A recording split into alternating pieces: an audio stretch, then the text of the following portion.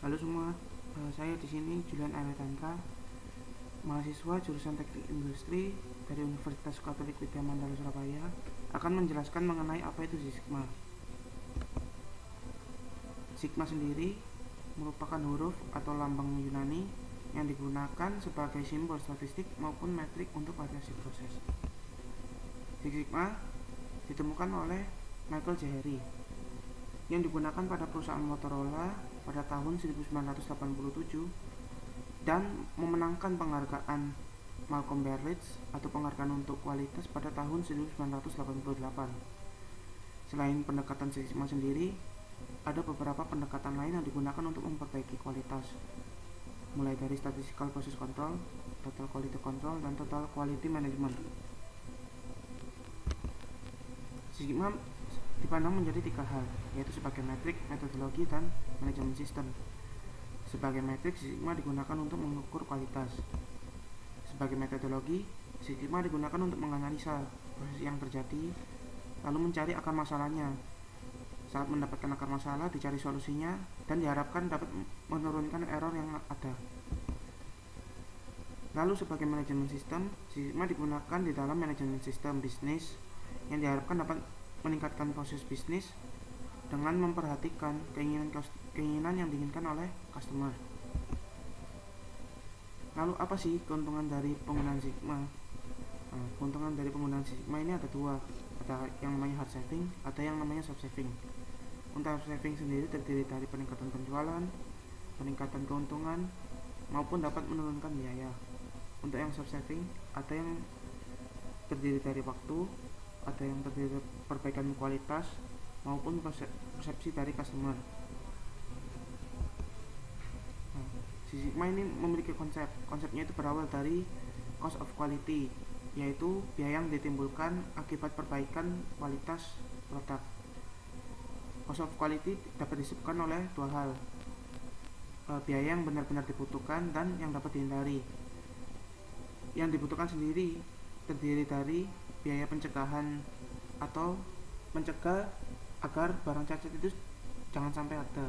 Lalu ada juga inspection cost, inspeksi yang digunakan untuk melihat apakah ada barang cacat. Lalu available cost itu ada failure cost atau biaya kegagalan, biaya yang timbul akibat terjadinya kegagalan, bisa seperti rework atau bisa seperti kerugian karena bahan baku sudah dapat digunakan lagi. Pada Sigma ini diharapkan biaya-biaya yang dapat dihindari ini seminimal mungkin atau bahkan sama dengan nol, sehingga itu dengan metode Sigma diharapkan barang-barang cacat ini dapat berkurang. Konsep Sigma yang selanjutnya adalah Sigma ini digunakan untuk pengambilan keputusan berdasarkan data dan fakta yang ada, jadi menggunakan data asli. Lalu Sigma digunakan untuk mengukur segala sesuatu yang berdampak kepada kualitas produk. Keinginan dari Sigma sendiri atau 6 Sigma adalah 3,4 DPMO atau 3 barang cacat per 1 juta produksi. Lalu untuk menjalankan semua itu ada yang namanya DMAIC metodologi yang terdiri dari define, measure, analyze, improve, dan control. Define ini tahap identifikasi masalah apa yang sebenarnya perlu diselesaikan. Ada beberapa tool yang dapat digunakan pada tahap define, seperti FMEA, failure mode analysis. Lalu ada affinity diagram dan lain-lain. Lalu selanjutnya ada tahap measure, yaitu mengukur, tahap pengukuran untuk mengetahui bagaimana sih kondisi saat ini sebelum penerapan Sigma. Ada beberapa yang diukur, yaitu gag R dan R, ada DPMO dan Sigma value, ada juga proses capability. Lalu selanjutnya tahap analyze. Tahap analyze ini untuk menganalisa apa sebenarnya penyebab dan akar masalah yang sedang dihadapi. Biasanya yang digunakan itu ada Pareto chart, ada scatter plot, ada cause and effect analysis, ada prioritization matrix, dan lain-lain. Ini contohnya, ini merupakan Pareto chart, penyebab kerusakan komplain pada dokumen. Melalui Pareto chart ini biasanya kita dapat mengetahui apa penyebab yang paling sering menyebabkan kerusakan atau error. Seperti pada gambar, kualitas dari sertifikat itu mengalami komplain pada dokumen. Lalu selanjutnya ada tahap improve. Setelah kita mengetahui masalahnya, kita mencari solusi yang sedang kita hadapi. Tool yang biasanya digunakan itu merupakan desain eksperimen.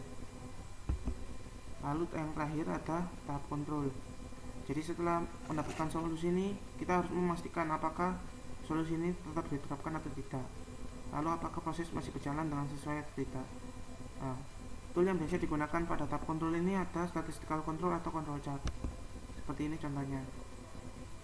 Untuk pada control chart sendiri, jika ada titik-titik yang keluar dari batas atas dan batas bawah, maka proses dapat dikatakan tidak normal. Dengan ini kita dapat melihat apakah proses masih berjalan dengan sesuai atau tidak. Sekian penjelasan dari saya, terima kasih.